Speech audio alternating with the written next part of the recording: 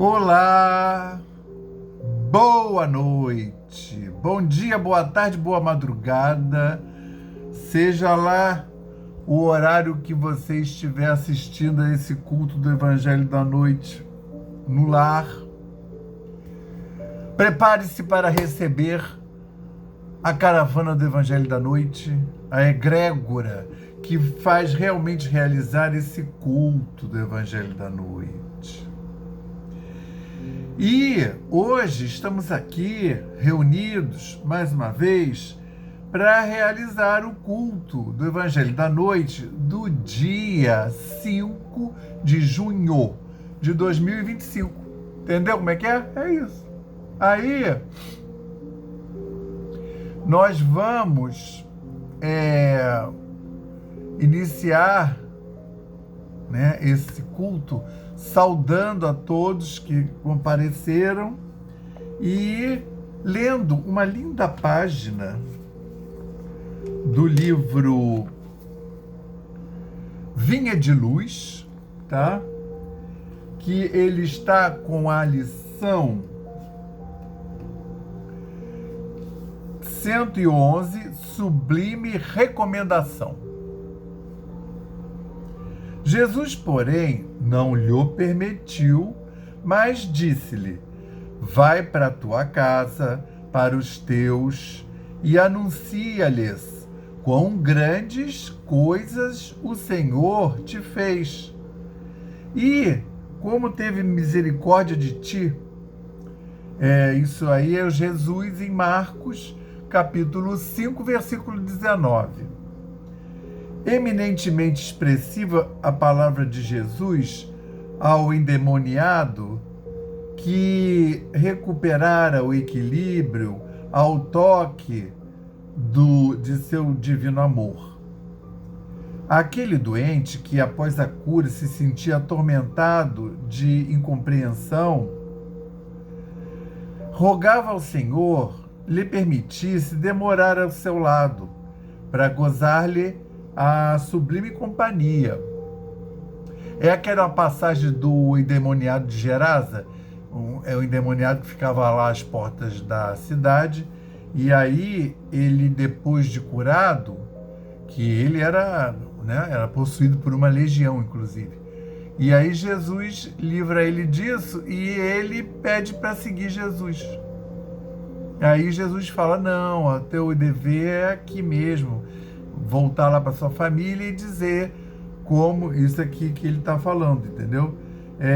Anunciar-lhes quão grandes coisas o Senhor te fez e como teve misericórdia de ti, que era para levar a palavra da Boa Nova lá para o outro lado, que era uma terra de não-judeus, entendeu? Por isso que ele tinha que ficar lá. Aí ele falou: não vem atrás de mim, não. Teu lugar é aí mesmo, para você servir de um testemunho, né, de que existe um outro Deus, uma outra concepção de Deus. Eu estou trazendo a Boa Nova e ajudar a propagar do outro lado do lago. Porque nisso Jesus tinha atravessado o lago de Genezaré. Por isso que ele fala que, eminentemente expressiva a palavra de Jesus, ao endemoniado que recuperara o equilíbrio ao toque do seu divino amor, de Jesus. Aquele doente que, após a cura, se sentia atormentado de incompreensão, rogava ao Senhor lhe permitisse demorar ao seu lado, seguir Jesus, para gozar-lhe a sublime companhia. Ele tinha acabado de ser liberto de como o próprio a entidade se apresentou a Jesus, uma legião. Ele estava obsidiado por uma legião.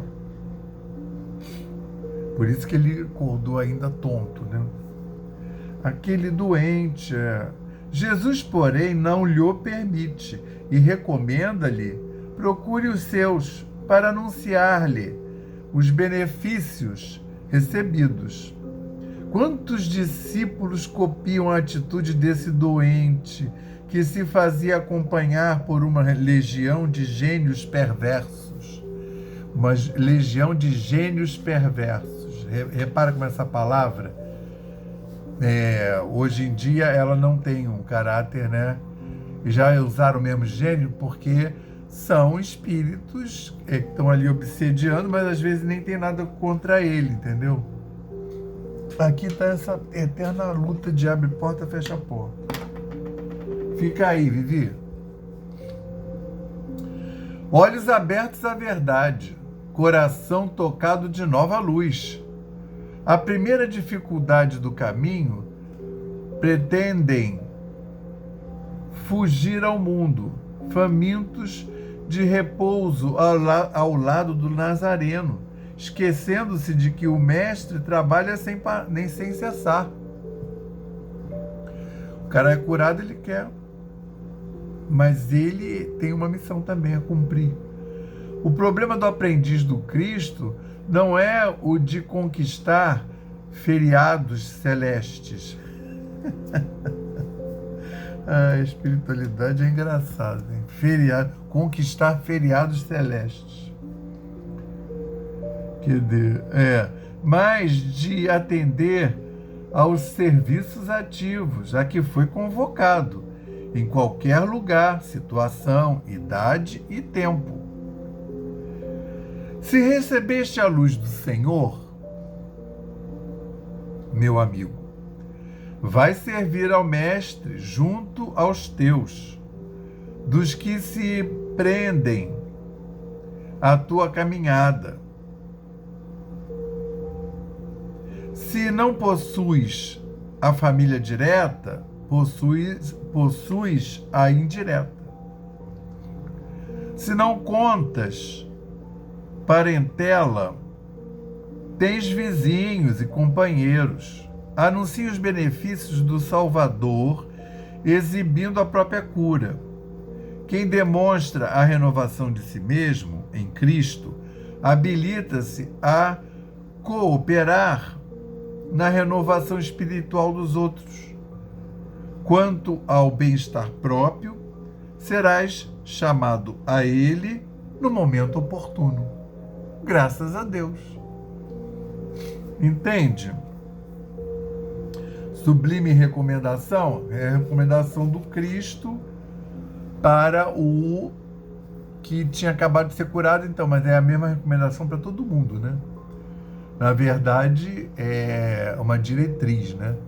Ainda mais naquela época que ele ainda estava no apostolado dele e não tinha nada assim escrito, né? Então era a palavra, era o que eles pregavam, o que eles diziam, né? Aí, vamos agora fazer a nossa oração. Deixa eu botar aqui a luz. Ai, graças a Deus. E graças ao Espírito Santo de Deus. E graças ao Cristo de Deus, que trouxe essa palavra maravilhosa. Graças às egrégoras da Aliança da Fraternidade e do Evangelho da Noite. Graças ao nosso patrono, São Francisco de Assis. E graças aos nossos guias e protetores espirituais, né? Todos eles colaborando para que esse culto bendito aconteça da melhor maneira possível. Então, queremos agradecer a égide, o amparo, a proteção e a inspiração desde o último culto, a semana que recebemos. Queremos agradecer a toda essa espiritualidade que nos envolve, nos acompanha na paz do Cristo. Graças a Deus. Queremos agradecer a essa hora bendita, durante a qual faremos o contato revigorante com a espiritualidade superior. Receberemos em nosso lar a visita revigorante dos falangeiros espirituais, os espíritos da falange de São Francisco de Assis, os nossos guias e protetores, que vão reharmonizar o nosso lar e reenergizar e encaminhar as eventuais energias menos ditosas que tenham se acumulado durante a semana. Vão encaminhar para os lugares de transmutação no planeta Terra ou até fora dele. Queremos, então, rogar a presença maravilhosa dessa espiritualidade e, durante esse culto, que possamos ter os nossos lares físicos e espirituais sanitizados, reenergizados e reharmonizados. Senhor, que possamos agora ter a permissão para dar por iniciado o Evangelho da noite de hoje, dizendo o lema da nossa casa, paz e fraternidade, e o lema de Francisco, paz e bem, graças a Deus. Aí, vamos dar início ao culto do Evangelho da noite de hoje, dia 5 de junho de 2025, continuando a ler o capítulo 15 de Lucas, tá? E hoje nós vamos fazer 2 títulos, né? O que o pastorino vai separando para estudar e vai intitulando as passagens. Então ele vai fazer um estudo separado assim da passagem, que é o capítulo 15, versículos de 8 a 10, ou seja, 8, 9 e 10, que a passagem é a dracma perdida. E, em seguida, vamos colocar aqui em seguida, continuando agora os versículos de 11 a 32, grande, né, a passagem, que é o filho pródigo. Então, a gente vai ver que essas passagens estão interligadas, né, na mensagem em que passam. A dracma perdida, só Lucas é que contou. E o filho pródigo também, tá? Só Lucas. Aí a gente está no capítulo 15. Aí eu vou lembrar que na semana passada a gente fez os primeiros versículos do capítulo 15, de 1 a 7, né? E a passagem foi a ovelha perdida. Só que essa passagem, a ovelha perdida, ela é retratada por Lucas e por Mateus, tá? Mas você vê que o Mateus só usou a ovelha perdida. O Lucas é que faz esse complemento com a dracma perdida e o filho pródigo. Na dracma perdida, ele relata assim: ou qual é a mulher que, tendo 10 dracmas, se perder uma dracma, não acende o candeeiro, varre a casa e a procura diligentemente até achá-la. E achando-a, convoca as amigas e vizinhas, dizendo: alegrai-vos comigo, porque achei a dracma que perdera. Assim digo-vos, há alegria na presença dos mensageiros de Deus por um errado que muda a sua mente. Aí, o mesmo Lucas, no mesmo capítulo, continua então a narrativa, mudando agora para o episódio do filho pródigo. Tá? Lucas 15, de 11 a 32. Disse, pois, certo homem tinha 2 filhos. Disse o mais moço deles a seu pai: pai, dá-me o que me cabe na partilha dos bens. Ele repartiu-lhe os meios de vida. E, não muitos dias depois, ajuntando tudo, o filho mais moço partiu para um país distante e lá, por viver prodigamente, dilapidou seus bens, gastando tudo. Sobreveio grande fome àquele país e ele começou a sofrer privações. E saindo, ligou-se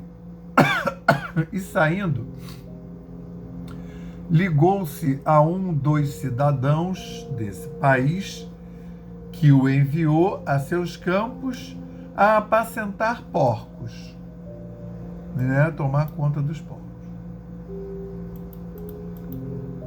Apacentar porcos. E queria fartar-se das alfarrobas que os porcos comiam, e ninguém lhes dava. Mas, caindo em si, dizia: quantos empregados de meu pai se fartam de pão e aqui morro de fome. Levantando-me, irei a meu pai e dir-lhe-ei: Pai, errei contra o céu diante de ti. Já não sou digno de ser chamado teu filho. Faze-me como um de seus empregados. E levantando-se foi para seu pai. Estando ainda a grande distância, viu-o seu pai e compadeceu-se, e, correndo, lançou-se-lhe ao pescoço e beijou-o. Disse-lhe o filho: Pai, errei contra o céu e diante de ti. Já não sou digno de ser chamado de teu filho. Disse então o pai a seus servos: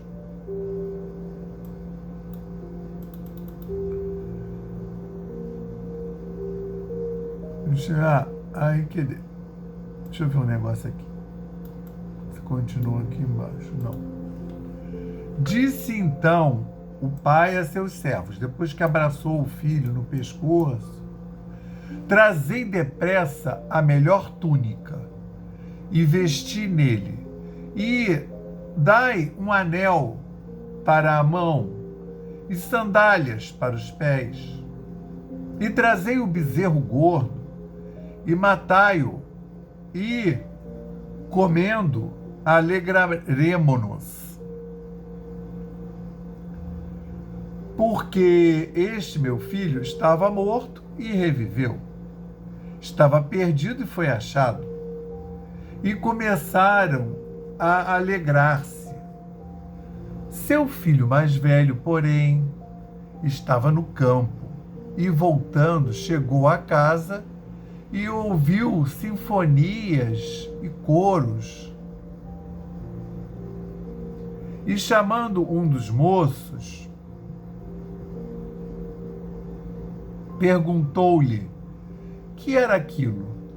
Este disse-lhe: seu irmão chegou e teu pai matou o bezerro gordo, porque o recebeu com saúde. O irmão aborreceu-se então e não queria entrar. O irmão. Mas saindo seu pai o convidava. Respondendo, porém, disse a seu pai: eis, tantos anos te sirvo, e nunca transgredi uma ordem tua, e jamais me deste um cabrito, para que me alegrasse com meus amigos. Mas quando veio esse teu filho, que te devorou os haveres com meretrizes, matastes para ele um bezerro gordo. Ele disse-lhe, porém: filho, tu sempre estás comigo, e tudo que é meu é teu. e tudo o que é meu é teu, é preciso alegrar-se e rejubilar-se, porque teu irmão estava morto e reviveu, estava perdido e foi achado. Tá vendo?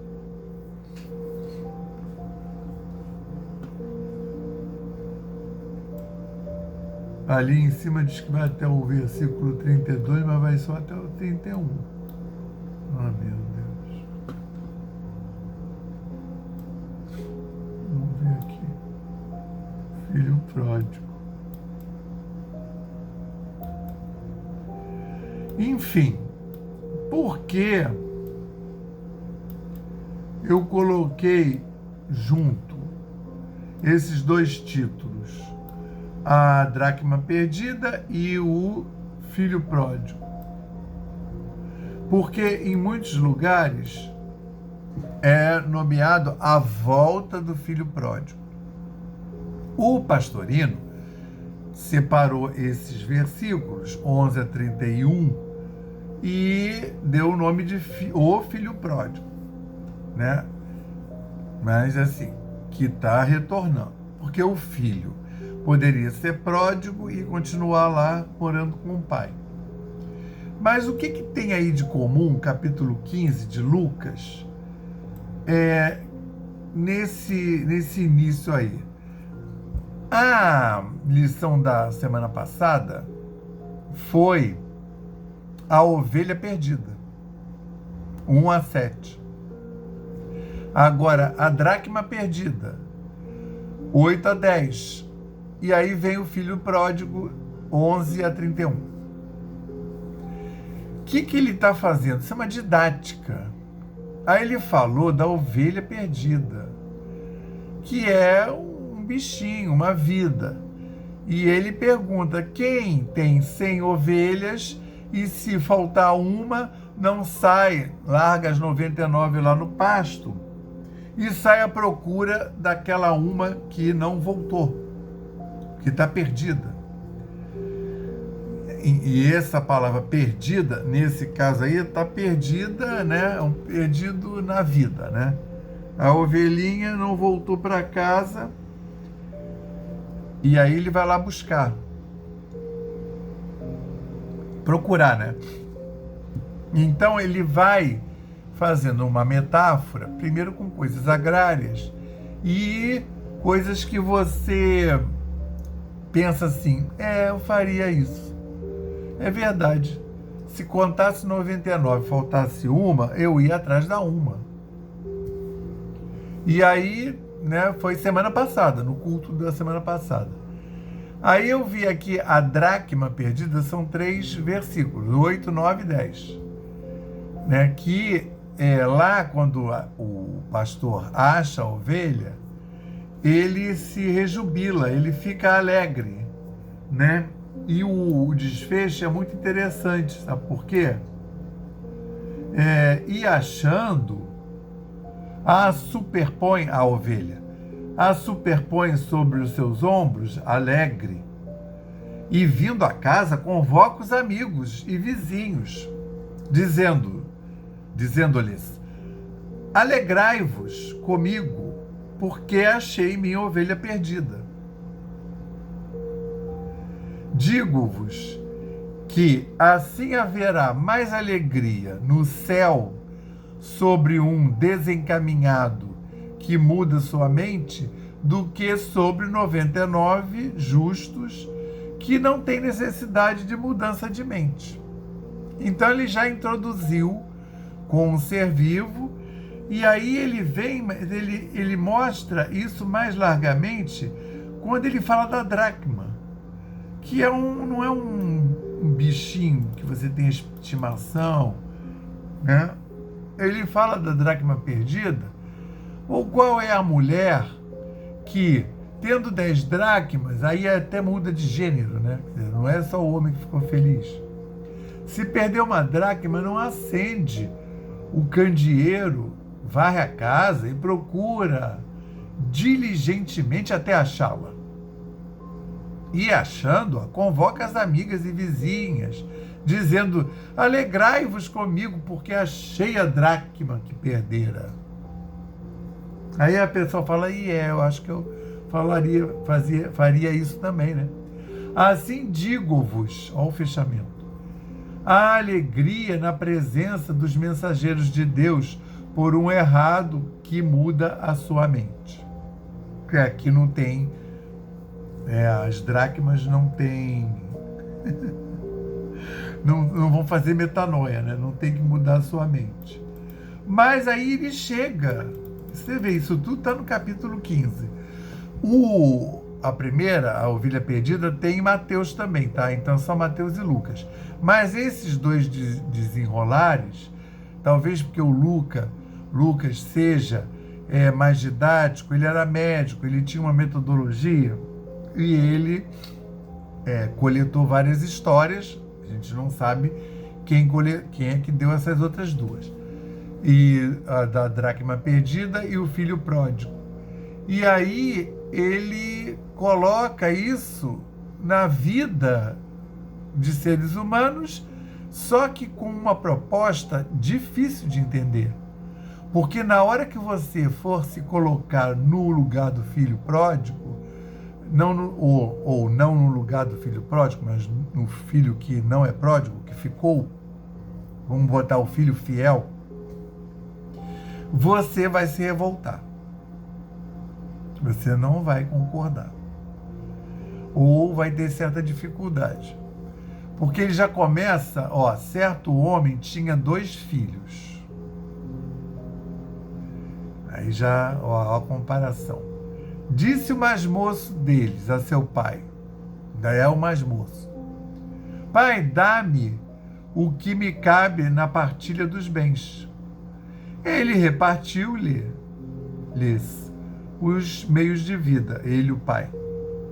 E não muitos dias depois, ajuntando tudo, o filho mais moço partiu para um país distante e lá, por viver prodicamente, dilapidou os bens.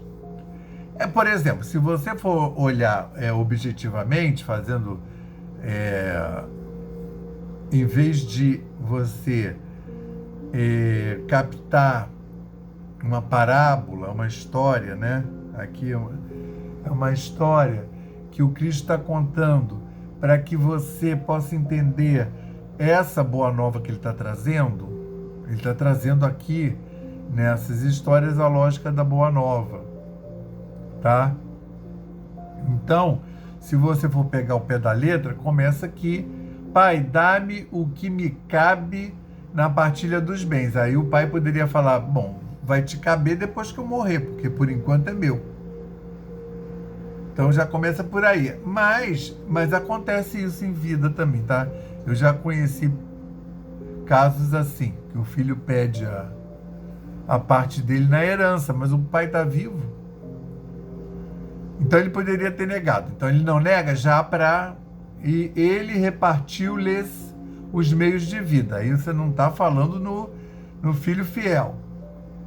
E não muitos dias depois ele junta tudo e vai embora, vai para o mundo. Vai, uhul, aí mané, lá vou eu, mundo. Aí foi lá para uma outra cidade e gastou tudo. Gastar é fácil, né? Juntar é difícil. Gastar é pouco tempo. Né? Aqui fala, tendo gasto tudo, né? Ele foi para um país distante. E lá, mas o distante lá é um distante relativo, porque tinha que chegar a pé. E lá, por viver praticamente, dilapidou os seus bens. Tendo gasto tudo, aí ele vai fazer, aí ele vai lá cuidar dos porcos para poder ganhar um dinheiro. E aí ele começa e queria fartar-se das alfarrobas que os porcos comiam e ninguém lhes dava. Ou seja, ele queria comer a comida dos porcos, de fome que ele estava. Está tendo uma fome, inclusive, no país, e também tem a questão que ele não tem dinheiro. Aí ele falou: levantando-me, irei, meu pai, e dir-lhe-ei, vou assumir, né? Pai, errei contra o céu diante de ti. Já não sou digno de ser chamado teu filho. Faze-me como um de teus empregados. Então ele volta, mas aí ele volta já com um senso de justiça, né? Eu não vou voltar e querer viver como um filho do meu pai, porque eu agi muito errado, deixei tudo para trás, dilapidei o patrimônio que me cabia, né? Depois que ele morresse, e já gastei antes, então eu quero voltar como um empregado. Já era lucro para ele já ia ser melhor tratado do que lá para onde ele foi. Porque ele sabia que os empregados do pai não passavam fome, eram bem tratados. Aí ele fala: já não sou digno de ser chamado teu filho. Fazei-me como um de teus empregados. E aí o que acontece? Esse é o momento que o povo fica achando que é uma injustiça, mas ele fez um contato, a metanoia. Ele se arrependeu genuinamente. E o que ele está pedindo é para ser empregado e não ser admitido, não é ser admitido de novo como filho, entendeu? Aí, compadecendo-se, levantando-se, foi a seu pai, estando ainda a grande distância, viu-o. Seu pai, o pai viu o filho chegando e compadeceu-se. E correndo lançou-se ao pescoço, lançou-se ele ao pescoço e beijou-o. O pai beijou o filho. Então acolheu. E você vê, o filho ainda não falou nada, né? O pai já tinha perdoado. E aí o filho fala, disse então: o pai a seus servos. Ah, tá. E o pai disse a seus servos: trazei, ó, o filho não falou nada. Ainda não falou. Trazei depressa a melhor túnica, vesti nele, e dai o anel e a sandália. E trazei o bezerro gordo. Aí, porque este meu filho estava ali, começou a alegrar-se. Seu filho, porém, que aí o filho se apresentou e disse: pai, errei contra o céu e diante de ti, já não sou digno de ser chamado teu filho. E aí o pai faz essa recepção. Seu filho mais velho, aí o filho mais velho ainda estava na labuta, né? Porém, estava no campo, ó, o cara estava trabalhando. E voltando, chegou em casa e ouviu as sinfonias. Então o filho mais velho se sentiu injustiçado, porque o que ele fala é o seguinte: eu fiquei aqui, né? E este disse-lhe: teu irmão chegou, olha, e teu pai matou o bezerro gordo. O empregado já de longe fazendo a fofoca. Aí ele fala, respondendo, o filho, quando ele fala: filho, entra. O filho nem quer entrar, tá? Aí ele fala: eis que tantos anos te sirvo e nunca transgredi uma ordem tua, e jamais me deste um cabrito para que me alegrasse com meus amigos. Mas, aí quando vem, o que ele está falando? Puxa vida, ele não reconhece, né, esse meu trabalho. Mas o que acontece? É que nem assim, a dracma estava perdida e as forças são para achar a dracma, embora tivesse 99. A ovelha, eu tenho 99 lá, mas eu saí atrás de uma perdida. E lá nas 2 primeiras lições ele fala: há mais contentamento no céu pelo o que estava com a mente torta e volta, ou a dracma que estava perdida, que é restituída, ou a ovelha que estava perdida e eu achei, do que as 99 que já estavam lá. Mas as 99 já estavam lá. Seria o caso das 99 se tivesse consciência: puxa vida, a gente está aqui a vida toda, não fugiu e não recebe esse tratamento privilegiado. Mas o que o Cristo está querendo lembrar e mostrar é que ele veio não para virtuosos. Ele não veio para os já achados. Ele veio justamente para os que estão transviados, os que estão perdidos. Ele veio resgatar os perdidos. É a mensagem da Boa Nova. Eu vou espirrar.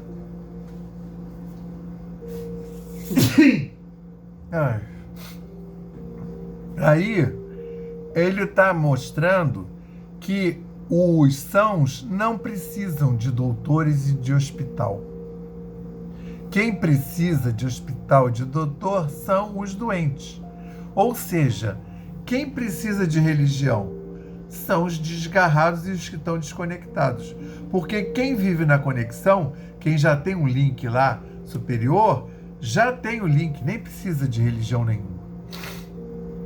Então não cabe. Se você já atingiu o cume do monte, ali já é o máximo, não tem mais. Se alguém ficou para trás, você tem que ir lá pegar, andar para trás para resgatar esse que ficou perdido e não atingiu lá o cume da montanha junto com você.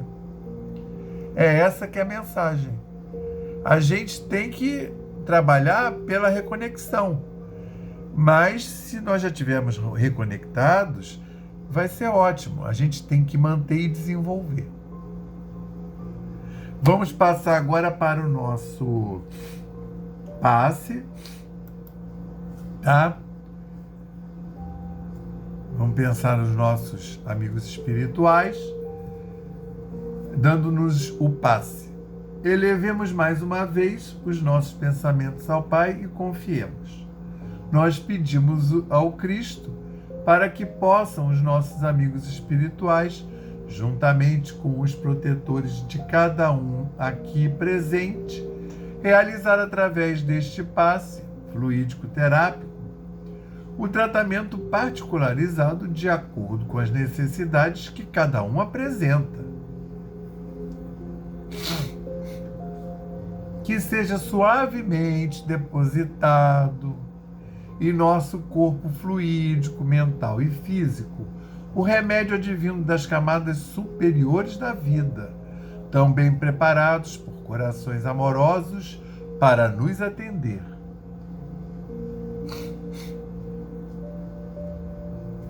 Rogamos ainda que os benefícios deste passe se estendam até os nossos lares, envolvendo de forma carinhosa nossos familiares, parentes e amigos,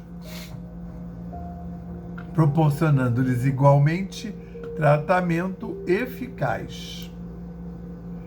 Intimamente pedimos forças para desenvolver em nós coragem, discernimento, paciência e bom ânimo em nossa lida diária, nos colocando agora na posição de receptores abertos à boa influência do alto, alentando a nossa consciência de que somos seres oriundos e viventes no universo de Deus. Agradecemos a nossa coexistência com o nosso próximo e a atual reencarnação que nos colocou em contato com os elementos indispensáveis às nossas necessidades de evolução, rogando inspiração para que possamos aproveitar a oportunidade da mesma para exercitar o perdão e a busca sincera pela harmonização íntima, sem deixar de atender aos reclames da lei de progresso e evolução. Finalmente pedimos equilíbrio moral e emocional, inspiração nos padrões do Evangelho, para que possamos solucionar com os nossos esforços os problemas que nos envolvem. Resignação positiva sem estagnação. Compreensão para agir com amor, ação, sem ser subserviente. Proteção. Forças para manter a vigilância. E disposição para realizar a nossa reforma maior, graças a Deus. Graças a Deus, graças ao Cristo de Deus, graças ao Espírito Santo de Deus. Graças às egrégoras da Aliança da Fraternidade e do Evangelho da Noite. Graças ao nosso patrono São Francisco de Assis e a sua falange maravilhosa. Graças aos nossos guias e protetores espirituais. Queremos muitíssimo agradecer esse banho de vibrações maravilhosas, essa verdadeira banquete espiritual, por termos sido ungidos com os bálsamos regeneradores, que essa luz maravilhosa possa agir sobre todos aqueles que estão no raio de ação desse culto e que possam receber de acordo com os seus merecimentos e de acordo com as suas necessidades.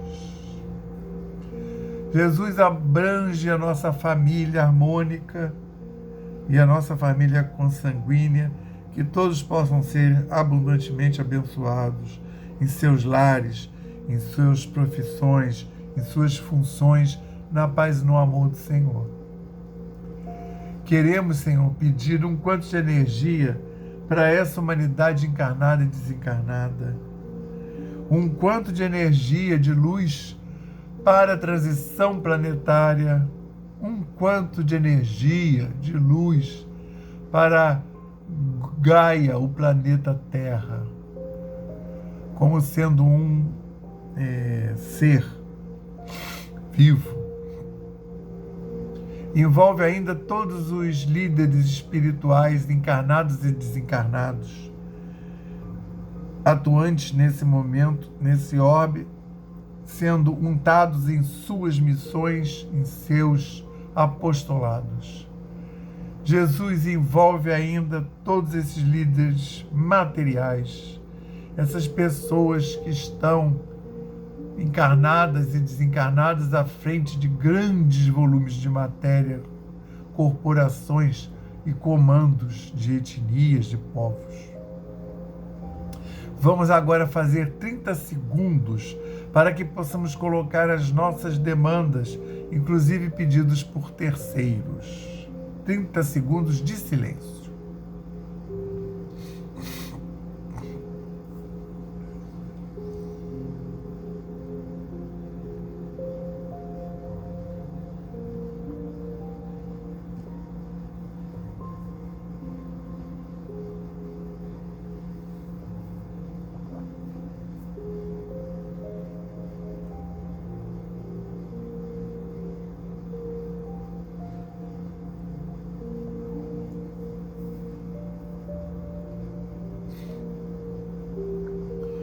Graças a Deus, graças a Deus. Ao final de mais esse culto, Senhor, pedimos a permissão para encerrá-lo, dizendo o lema da nossa casa, paz e fraternidade.